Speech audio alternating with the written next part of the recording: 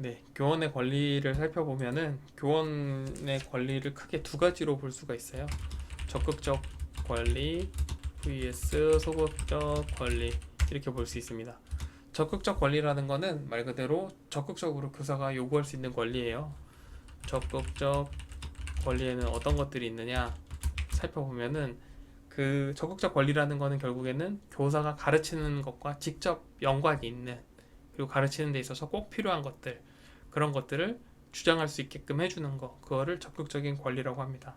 그래서 첫 번째로는 교육 자율권에 대한 권리가 있습니다. 그러니까 학생들을 교육할 때 외압에 의해서 가르치는 것이 아니라 나의 신념을 가지고 학생들을 교육할 수 있다는 것이죠. 왜 이게 중요하냐면은 학생들을 가르치는 데 있어서 그 교사의 전문성이라는 측면에서 그러니까 그 교권이라는 것을 보장하는 차원에서 교육을 자율적으로 할 수 있는 권리가 굉장히 중요하다라는 논의가 있었습니다. 한때 이런 논의가 있었어요. 그 교사 평가제를 만들겠다. 그 성과제도, 성과금제 이걸 하겠다고 한 적이 있었습니다. 이게 이제 어떤 논리냐면은 학교 선생님들 중에 잘 가르치는 선생님들도 있고 못 가르치는 선생님들도 있잖아요. 근데 학생들이 느끼기에 잘 가르친다고 하는 사람들 혹은 못 가르친다고 하는 선생님들을 평가를 해서 이걸 가지고 학생들한테 평가를 받게 해서 이걸 가지고 성과금을 주겠다 이런 제도를 실시한 해 만에 뭐 막 말이 많았었는데 결국은 좀 무산된 걸로 알고 있습니다. 왜 무산되었을까요? 이게 심각하게 교사의 교육 자율권을 침해하는 행위이기 때문이죠. 각 교실은 이런 것들이 이루어지려면은 그 교육 자율권이라는 것이 이루어지려면은 그러니까 교사 성과금제가 이루어지려면은 이 수업을 하는 장면들을 계속 점검을 해야 되잖아요. 누군가 평가를 하고 그때 이제 그러면 교사가 편하게 수업을 할 수가 없겠죠. 그 논쟁적이 되고 그러니까 그렇게 되면은 정말 좋은 교육을 할 수가 없어질 수가 있기 때문에 그래서 이 교사 성과금제가 결국은 폐지가 되게 되었습니다. 폐지가 아니라 뭐 논의가 있었는데 도입이 되지 않게 된 거죠. 그래서 교육 과정 이 교육 자율권이라는 거는 결국에는 교육 과정을 편성하는 거. 그래서 어떤 것들을 어떤 체계로 가르칠 것인가에 대한 내용들을 가르치는 게 있겠고요. 그 다음에 어떻게 그 구성할 건지에 대한 내용들도 가지고 있습니다. 다만 여기서 중요한 거는 해당 학년에서 필수적으로 가르쳐야 하는 그 교육의 지침들이 있습니다. 예를 들면은 중학교 때 수학을 일정 어떤 파트를 안 가르치면은 고등학교에 올라갔을 때 전혀 따라잡을 수 없는 부분이 생기잖아요. 그러면은 그 해당 학생이 교육에 있어서 그 불합리한 그 부당한 대우를 당한 게 되기 때문에 그리고 결손이 발생하기 때문에 그렇게 이루어지지 않도록 필수적으로 교육해야 되는 내용들 같은 경우는 정해져 있지만 그것들을 어떻게 편성하고 가르칠 것인지에 대한 내용은 교사가 마음대로 정할 수 있다. 그게 바로 교육 자율권이다. 라는 것들을 여러분들이 알 수 있겠습니다. 다만 이 교육 자율권을 교사의 권리라는 측면에서 살펴보면 교사가 다른 누구 그러니까 교사라는 사람들은 사실은 교육에 대한 굉장히 그 높은 전문성을 가지고 있는 사람들로서 인정받은 사람들이잖아요. 근데 그 요즘 같은 시대에는 학부모 혹은 학생 혹은 상급기관 예를 들면 교육부나 혹은 교육청이나 하는 곳에서 이렇게 그런 어떤 뭐라고 하죠? 외부의 어떤 의견이나 외부의 어떤 생각 때문에 교육의 신념을 바꿔야 하는 경우도 생길 수가 있겠죠. 예를 들면은 뭐 교사가 동성애 찬성하는 교사가 있다고 생각을 해봅시다. 혹은 동성애 반대하는 교사가 있다고 생각해 봅시다. 동성애 반대하는 교사가 있는데 그 이 학부모 중에 굉장히 그 강한 시민단체의 회원이 계셔서 동성애를 찬성하려고 해. 그리고 그거를 강하게 압력을 막 계속 넣어. 그리고 막 괴롭혀. 그러면은 어, 그거를 해줘야 될까요? 안 해도 될까요? 안 해도 된다 이 말이죠. 왜냐면 어, 교육 자율권에 대한 권리가 교사에게 있기 때문에, 그래서 이 부분들을 말씀드릴 수가 있겠고요. 그러니까 이러한 권리가 부여되는 이유는 간단합니다. 교사라는 사람들이 가진 의무가 막중하기 때문에, 청렴하고 도덕적이고 또 높은 수준의 도덕성을 가지고 학생들을 사랑으로 가르치고 보듬고 케어하고 이런 권리들을 요구받기 때문에 이러한 것들이, 이러한 의무, 이러한 권리들이 주어지게 되는 것이죠. 네, 조금 더 살펴보도록 하겠습니다. 또 적극적인 권리에 뭐가 있냐면은 생활보장에 대한 내용이 있습니다.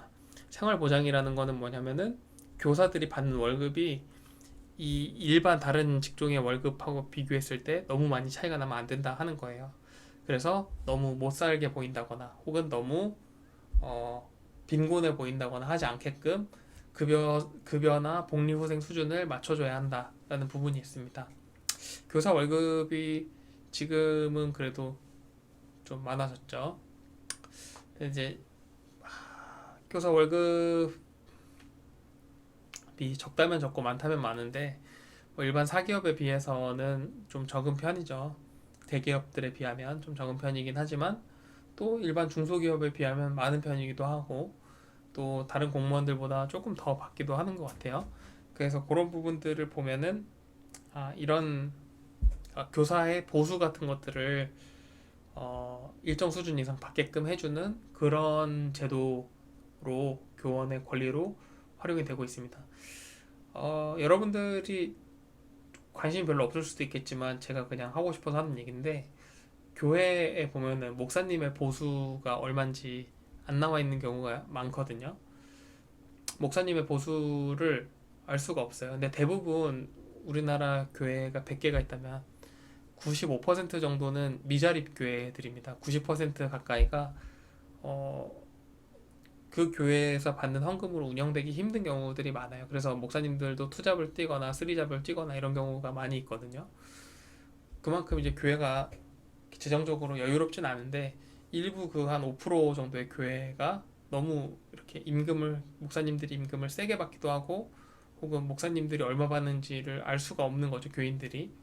어, 그래서 이제 그 교회 개혁 운동을 하시는 분들이 어떤 노력들을 하셨냐면, 목사님의 월급 다 공개하자, 그런 운동이 있었어요. 그래서 그러면 목사님 월급을 얼마를 줄 건가에 대한 논의도 있었죠. 얼마를 줘야지 적당한지 그런 가이드라인이 있어야지 또 그걸 가르칠 수 있잖아요. 근데 살펴보니까 적절한 기준들을 그 교회에서 마련을 했습니다. 어떻게 마련을 했냐면, 어, 만약에 목사님이 목사가 된 지 10년이 지났어. 그러면은 10년 일한 교사의 월급하고 똑같이 줘라. 목사님을 20년 했어. 그러면 20년 교직 생활을 한 교사 월급에 맞춰서 줘라.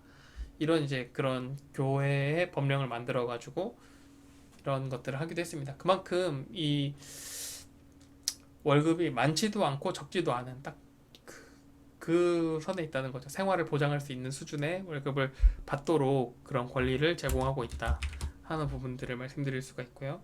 세 번째로는 근무 조건 개선에 대한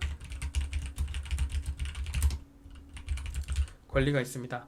이거는 뭐냐면은 그 근무 조건 상에 뭐 예를 들면은 그냥 일반적으로 교사들이 교과서에 있는 내용들만 가르치는 것이 아니라 여러 가지 다른 내용들도 다른 업무들도 부여받게 되거든요. 예를 들면은 정말 뭐 간단하게는 시간표 짜는 것부터 해서 수학여행, 소풍 뭐 등등 여러 가지 일들을 어, 다 교사들이 하잖아요. 누가 해준 사람들이 없기 때문에 행정도 맡아서 하고 이것도 하고 두 가지 일을 동시에 하게 돼요. 두 가지 일을 동시에 하다 보면 어떤 문제가 생기냐면은 그러니까 이 잡무가 너무 많아지면 저걸 할 수가 없다는 거죠. 교육에 전념할 수가 없기 때문에 이것들을 방지할 수 있는 것들도 어, 근무 조건 개선에 해당하고요. 또 하나 더 예를 들자면 그런 것들도 있습니다. 교사당 학생 수가 더 적어져야 된다. 교사당 학생 수가 더 적어져야 된다. 그래서 교사 한 명이 가르치는 학생들의 숫자가 조금 더 줄어들어서 학생 한 명 한 명을 케어할 수 있게끔 좀 숫자가 조절돼야 된다. 저만 하더라도 중학교 다닐 때 저희 반 학생이 한 42명에서 43명 정도였거든요. 운동부 친구들 포함해서. 근데 제가 중학교를 졸업하고 고등학교 갈 때쯤 되니까 저희 반이 한 38명, 39명 정도가 됐고요. 고등학교 3학년 때는 저희는 이제 막 선택 과목 그런 걸로 반을 나눴기 때문에 저희 반 같은 경우는 28명 이렇게 줄어들게 됐죠. 요즘은 그거보다도 더 적은 숫자의 학생들이 교육을 받는 것 같아요. 근데 이제 제가 이렇게 생각해 보면 40명일 때는 훨씬 더 독선적이고 그런 수업이 많을 수밖에 없었던 이유가 40명 학생들을 교사 한 명이 통제하기가 쉽지 않죠. 그러려면 결국은 가장 쉬운 통치의 방법인 매하고 벌 이걸로 다스리는 거죠. 공포로 다스리는 거죠. 그래서 뭐 애들을 때리거나 혼내거나 그래서 이제 막 구타나 이런 것들도 많았잖아요. 교사들이 학생들 때리고 이런 것들도 많았는데 그런 부분들이 어떻게 보면 교사만 탓할 것은 아니었다라는 거죠. 물론 뭐 때리고 싶어서 때리는 교사는 정말 그 자질 미달인 교수들인 거고 그런 교수들 제외하고라도 굉장히 그런 근무 여건들이 옛날에는 좋지 않았었다 하는 것들을 말씀드릴 수가 있겠습니다. 근데 이제 이런 것들이 많이 개선이 돼서 지금은 올해는 모르겠고 한 2010년대 초반만 하더라도 우리나라 평균 그 교사 1인당 학생 수가 한 15명 정도라고 해요. 그러니까 그 한 반이 15명이라는 의미는 아니고 모든 교사가 담임을 하고 있진 않잖아요. 예를 들면 과학실에 계시는 선생님도 계시고 과학교사 선생님들 중에 과학실에 상주하시는 교사 선생님도 계시고 또 뭐 담임을 안 하는 음악 선생님들도 계시고 담임을 안 하는 또 뭐 보통 뭐 사회 선생님들 중에도 안 하는 분들도 계시고 이러시죠. 그럼 이제 안 하시는 분들을 통해서 그런 분들까지 이제 교사 숫자에는 다 집계가 되니까 교사 1인당 학생 수는 이제 그런 식으로 계산이 되잖아요. 그래서 뭐 이렇게 한 열 몇 명대까지 왔다 이렇게 이야기를 하는데 그 OECD 평균은 13명 정도라고 해요. 근데 그거를 그 정도 수준에 맞춰야 되지 않느냐 뭐 이런 얘기를 하고 있습니다. 제가 보니까 그렇게까지 맞추는 게 될까 막 이런 생각이 들다가도 지금 이제 출산율이 점점 줄어들잖아요. 이렇게 출산율이 줄어들다 보면은 어느샌가 그렇게 다다르지 않을까 하는 생각을 하고요.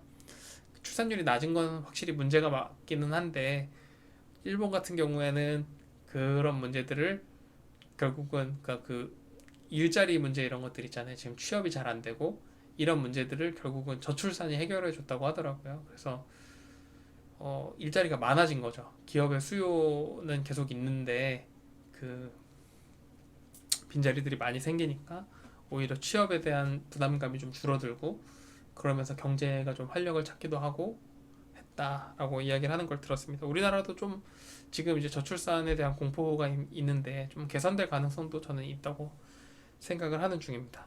또 네 번째로는 요 안에 그 복리후생에 대한 복리후생제도 중에 대한 권리도 있습니다. 복리후생이라는 게 뭐죠? 그러니까 그 복지라는 거죠. 복지. 이 교원들의 복지를 향상시킬 수 있는 권리를 또 가지고 있다는 겁니다. 그래서 대표적으로 뭐 연금을 상향시키고 혹은 아니면 학교 안전사고를 예방하거나 등등 이런 권리들도 가지고 있다라고 볼 수가 있겠습니다. 다음으로는 이제 소극적인 권리인데요.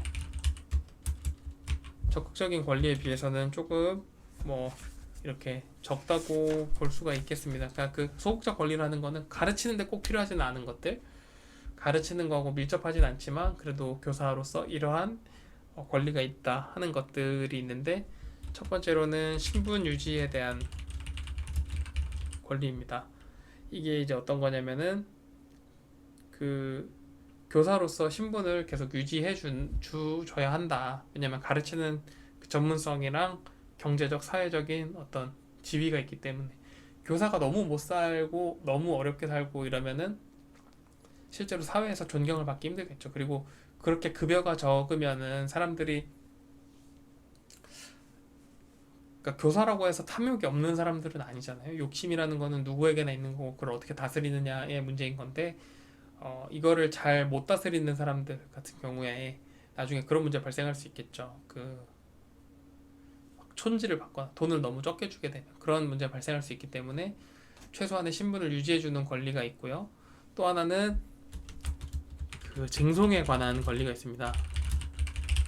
이거는 뭐냐면은 교사로서 어떤 업무를 하다가 사고를 칠 수 있잖아요. 사고가 발생하거나 아니면 내가 사고를 일으키거나 할 수 있는데 이때 그 싸울 때 어떻게 싸우느냐 하는 거예요. 예를 들면은 뭐 국가를 상대로 그 소송을 해야 되거나 이런 일이 발생할 수가 있겠죠. 나라에서는 이 선생님을 고소하는 경우에 이 선생님 같은 경우는 개인으로서 이런 집단을 상대하기가 어렵겠죠. 이런 큰 단체들을. 그래서 이 가지고 있는 게 뭐냐면은 교원 단체들이 있습니다. 교원 단체들에 가입을 해서 개인 수준으로 감당할 수 없는 법리적인 다툼이나 이런 것들을 대신 해결해주는, 대신 싸워줄 수 있는 큰 그런 교원들끼리 모여서 만든 조합이 있어요. 뭐 전교조가 대표적이고 또 한국 교원단체 총연합회라고 해서 교총이라고 부르는 교총도 있고요. 그래서 이런 곳들이 있다 하는 것들을 여러분들이 알아두시면 좋을 것 같습니다. 그래서 이제 이 쟁송가 법적으로 다툼을 할 수 있다는 거죠. 이런 것들 그럴 수 있는 권리가 있고 또 이제 재밌는 게 불체포 특권이 있습니다. 이거는 뭐냐면은 현행범이 아닌 이상의 뭐 예를 들면은 뭘 훔쳤어 아니면은 누구를 막 때렸어 아니면은 뭐 그런 것들 있죠. 현행범으로 잡힐 수 있는 것들 그 현행범이 아닌 이상해야 학교에서 체포당하지 않을 수 있는 권리가 있다는 거죠. 그 학생들한테 교육적으로 악영향을 미치기 때문에 그 안에서만 행동할 수 있다 하는 것들을 말씀을 드릴 수가 있겠습니다. 그래서 불체포 특권이 있다 하는 거 그거를 이제 말씀드릴 수가 있겠고요. 또 이제 네 번째가 교원단체 활동에 대한 권리도 있습니다. 이거는 이제 아까 설명드렸던 것처럼 뭐 쟁송에 빠졌을 때 대신 싸워줄 수 있기도 하고 혹은 어떤 의견을 전달하거나 하는 창구로서 이 교원단체를 활용할 수도 있다 하는 점입니다. 그래서 교원단체를 이런 식으로 쓸 수 있다는 거죠. 좀 뭐 연금이나 이런 것들이 불합리하게 줄어드는 경우에 그런 걸 가지고 교섭을 할 수가 있다. 단체 교섭을 하는 경우 그런 게 있을 수 있다는 거죠. 뭐 예를 들면 그 요즘에 공무원 그 박근혜 정부 때 공무원 연금 개혁을 했잖아요. 그래서 공무원이 받을 수 있는 연금을 좀 줄여야 된다. 그런 그 법적인 개정 노력을 했는데 그런 것들 그러니까 실제로 그 연금을 다 주게 되면은 그러니까 연금이라는 건 결국 세금으로 보전을 해야 되는데 연금이 이제 체계적으로 그러니까 체계적으로 만든다고 만들었지만 손을 대야 될 필요가 있는 거죠. 그러니까 좀 고쳐야 되는 필요가 있었는데 그거를 어쨌든 손을 댄 거죠. 그렇게 고치게끔 손을 댔고 당시에 이제 그 나라에서 그렇게 하는 거를 개인이 이렇게 소송을 하거나 개인이 뭐 감당을 할 수가 없기 때문에 결국은 그 교원 단체에서 그거에 대해서 그 같이 교섭을 하거나 소송을 하고 뭐 이런 것들 이런 과정들을 거쳐서 결국에는 뭐 교섭을 하게 된 거죠. 그래서 이런 것들이 있다, 이런 권리들이 있다 하는 것들을 말씀드렸습니다. 지금까지는 권리에 대해서 말씀드렸다면은 세 번째로는 의무, 교사의 의무에 대해서 한번 보도록 하겠습니다. 교사는 이런 위와 같은 신분도 보장되죠. 그다음에 존경을 받기 때문에 내 마음대로 수업할 수 있는 거죠. 그다음에 잘리지도 않죠. 그리고 사립학교는 나라랑 계약한 게 아니지만 그래도 학교에서 너 그만둬라고 말을 못하죠. 그 다음에 연금도 받을 수 있어요. 그 사립학교 연금, 사학연금이라는 게 있기 때문에 그 연기금을 운영할 수 있어서 연기금에서 받는 연금도 있죠. 그 다음에 뭐 학교에서 체포도 안 당하죠. 그리고 뭐 신분도 유지해주죠. 막 등등 이제 다양한 것들이 있는데 이런 권리들을 이런 막중한 권리들을 부여하는 이유는 이 교사들에게 마찬가지로 막중한 책임을 두고 있기 때문이에요. 그래서 교사의 의무를 보면 첫 번째로는 교육 및 연구 활동에 대한 의무가 있습니다. 이거는 뭐냐면은 교사라면은 반드시 공부해야 되고 공부한 걸 바탕으로 가르쳐야 되고 이런 활동들을 끊임없이 이어나가야 한다 하는 부분들. 그래서 학생들을 잘 가르치고 또 더 깊이 연구하고 이런 것들을 계속 꾸준히 더 잘하게끔 이어나가는 거, 그거를 교사의 첫 번째 의무라고 할 수 있겠습니다. 두 번째로는 성실, 선서, 복종의 의무가 있습니다. 이거는 뭐냐면은 첫 번째로는 성실하게 교사가 해야 된다는 거죠. 그 학생들 가르치고 학교에 일을 하는 데 있어서 태만하게 근무하는 게 아니라 그냥 뭐 될 대로 되라 난 모른다 이런 식으로 근무하지 않고 아주 성실하게 그 주어진 일을 감당해야 한다라는 측면에서 성실의 의무가 있고요. 선서의 의무는 뭐냐면은 그 우리가 저는 이제 공군 장교 출신인데 장교 되면은 선서하거든요. 뭐 나는 뭐 대한민국의 장교로서 뭐 어떻게 하겠습니다 하는 내용들을 선서를 합니다. 그러니까 선서라는 게 뭐 대단한 거죠. 어떻게 보면 그 자기 마음의 다짐을 이렇게 고백하는 거죠. 조금 그렇긴 합니다만 어쨌든 그 선서라는 거는 각오를 다지는 행위거든요. 그래서 성실히 복무하겠다 그거를 매일매일 다짐하는 그런 어떤 거죠. 그리고 복종의 의무가 있다. 복종의 의무라는 거는 상급 기관에서 내려오는 지침이나 이런 것들을 따라야 하고 그 다음에 상급 직속 상관인 교사가 예를 들면 교감이나 교장이 나한테 뭘 시켰을 때 그것들을 성실히 또 감당해야 한다 하는 것들에 대해서 그런 의무가 있다. 다만 그 불합리한 뭐 혹은 불법에 대한 것에는 복종하지 않아도 된다 하는 규정이 있습니다. 네, 그래서 복종의 의무까지 살펴봤고요. 세 번째로는 직장 이탈 금지, 비밀 보호, 청렴 이 세 가지 의무가 있습니다. 이거는 뭐냐면은 직장을 벗어나면 안 된다는 거죠. 일하는 시간에 막 딴 데가 있고 오락실 가 있고 이러면 안 되고 그 다음에 학생 개인적으로 이제 막 상담을 하잖아요. 그리고 그런 경우에 개인정보가 나가지 않게끔 하는 것도 있고 또 교사가 시험지를 원래 빼돌리거나 그러면 안 된다는 거죠. 그럼 비밀을 보호해야 될 비밀들에 대해서 잘 보호해야 한다 하는 부분도 있겠고요. 또 하나는 청렴의 의무. 청렴의 의무라는 거는 뭐 누구한테 천지를 받거나 뒷돈을 받고 누굴 잘 봐주거나 나한테 좋은 선물 해준 엄마, 학부모의 자녀들한테는 더 잘해주고 막 쟤네는 가난한 집 자식이니까 잘 안 해줘도 돼. 이렇게 하지 말아야 된다는 거죠. 그런 것들이 있겠다. 또 네 번째로는 품위 유지에 대한 것이 있습니다. 품위 유지라는 거는 뭐냐면은 교사인데 막 안 씻고 다녀. 노숙자처럼 막 하고 다니고 머리 막 산발에 막 손톱 막 20년 길러가지고 막 손톱 막 다 꼬부라지고 막 그렇게 다니면 안 되겠죠. 깨끗하게 씻고 다 이렇게 관리하고 다녀야 한다. 그런 부분들을 말씀드릴 수가 있겠습니다. 지금 이거는 이제 적극적인 의무들이고요. 소극적인 의무들을 살펴보면은 정당 활동 금지,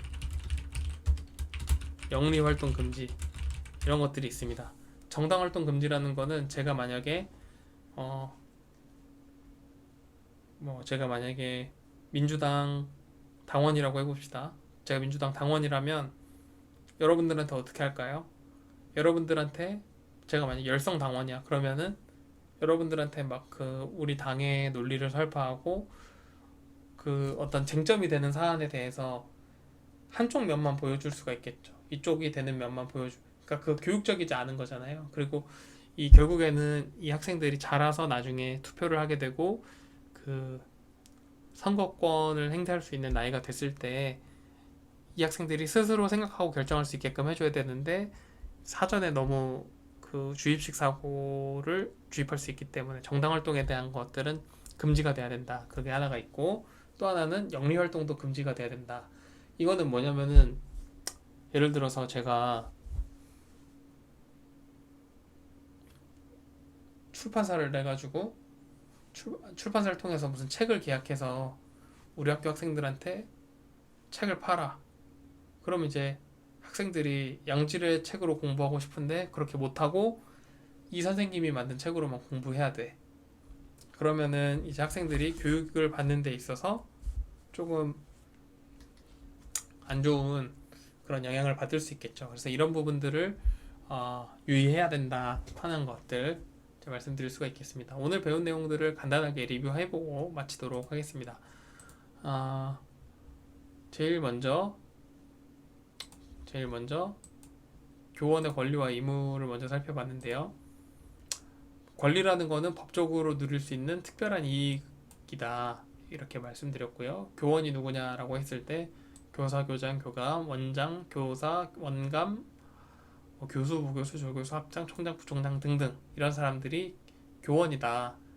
그리고 교원에는 국공립학교 교원이랑 사립학교 교원이 있는데 국공립학교 교원은 국가직 공무원이고 특정직 공무원이다.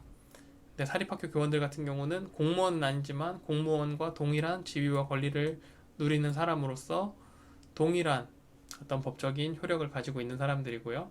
다만 일반 그 고등학교랑 계약한 사람들이라는 거죠. 사단법인이랑 그 법인이랑 계약을 체결한 그 노동자라고 할 수 있겠죠. 네, 그렇게 볼 수 있겠고 그래서 교원한테 어떤 권리를 주느냐라고 했을 때 적극적인 권리와 소극적인 권리가 있고 적극적인 권리의 가장 큰 거는 그러니까 권리라는 거를 왜 부여하냐면 이 교사들이 적극적으로 학생들을 잘 가르치고 전문적으로 가르칠 수 있게끔 하는 게 이 교사들의 역할인데 그렇게 하기 위해서는 교육 자율권 이거가 있어야 되고 생활이 보장돼야 되고 근무 조건도 개선할 수 있게끔 해줘야 되고 복리후생 제도도 더 확충해줘야 되고 예를 들면은 뭐 교사들이 하고 뭐 이게 일반적으로 해볼 수 있는 것들인데 기회가 안 닿아서 못하는 경우가 있잖아요. 예를 들면은 골프 같은 거 있잖아요. 골프 요즘에 이제 막 많이들 치는데 교원 월급은 정해져 있고 이분들이 이제 골프 같은 것도 경험을 해보고 싶잖아요. 그런 경우에 이제 이런 걸 이용할 수 있게끔 해주는 그런 제도들도 있습니다. 그 교원 공제회에서 운영하는 그 골프장이 일반 골프장의 거의 뭐 한 반값 정도, 한 3분의 1값 정도에 이용할 수 있는 그런 뭐 복리후생 제도들도 있죠. 그리고 뭐 소극적인 권리에는 10분 유지를 해주고 뭐 그다음에 소송할 수 있고 이런 불체포 특권도 있고 교원 단체 활동도 할 수 있다 등등 이런 경우에 이런 것들은 전부 그 주어지게 된다 하는 것들 말씀드릴 수가 있겠고요. 대신에 이러한 특권이 주어지는 이유는 이런 권리가 주어지는 거는 의무 때문이다. 막중한 의무가 부여되어 있기 때문인데 성실하게 학생들을 교육하고 가르치고 연구해야 된다 하는 의무가 하나 있고 또 다 이제 하나에 연결되어 있는 거죠. 성실하게 복무하고 청렴하게 복무하고 그렇게 할 수 있게끔 해야 된다. 그리고 용모가 단정하게끔 하고 다녀야 된다. 근데 뭐 꼭 그렇지도 않은 것 같은 게 제 친구 같은 경우는 제가 교생 나갔을 때 저랑 같이 이 학교에 교생 나왔던 친구가 5명 돼 있었어요. 저까지 6명이 교생이었는데 저만 남자였고 이 5명이 여자 교생 선생님들이었는데 지금도 이제 연락을 종종 하고 지내는 친구들인데 대부분 학교 와서 뭘 지적을 당했냐면은 저 빼고 이 나머지 5명 같은 경우는 치마가 너무 짧다. 이걸로 지적을 엄청 받았어요. 근데 어느 정도냐면은 그냥 입고 다니는 학교에서 봤으면 제가 이제 학교 다닐 때 봤던 친구들의 치마 길이보다 훨씬 길다고 생각했는데도 불구하고 치마가 너무 짧다. 복장이 너무 뭐 안 좋다. 복장이 너무 불량하다. 이런 얘기를 받는 것도 봤고요. 또 제 친구 중에는 이제 초등학교 교사인데 남자인데 머리를 막 한 이만큼 길러가지고 파마해서 막 이렇게 마이콜처럼 하고 다니는 친구도 있습니다. 어쨌든 뭐 요즘에 그런 품위 유지랑 과거의 품위 유지랑 또 분위기가 조금씩 달라지고 이런 개념들도 조금씩 달라지고 있다는 것들을 확인할 수가 있겠죠. 그리고 정당 활동이나 영리 활동 같은 경우도 금지되어 있는데 이것의 목적도 교육에 초점을 두기 위해서 만약에 이 교사가 뭘 팔려고 시도를 해 그러면은 점점 교육의 질이 떨어지게 되겠죠. 수업 시간에 정해진 내용들을 말할 시간도 부족한데 거기에 막 내 것도 팔아야 되니까 그러면 이게 이제 교육의 질이 낮아지게 된다 이렇게 판단을 해서 정당 활동이나 영리 활동 등을 금지하고 있다 하는 것들도 여러분들한테 말씀드릴 수가 있겠습니다. 오늘 수업에서 보셨듯이 교사라는 그 이름에 들어있는 책임감이나 사명감은 막중하다고 볼 수가 있겠습니다. 이런 교사가 되고 싶으신 여러분들도 이런 권리를 누릴 수 있을 만큼 훌륭한 한 명의 교원으로서 성장해 나가시기를 바라겠습니다. 감사합니다.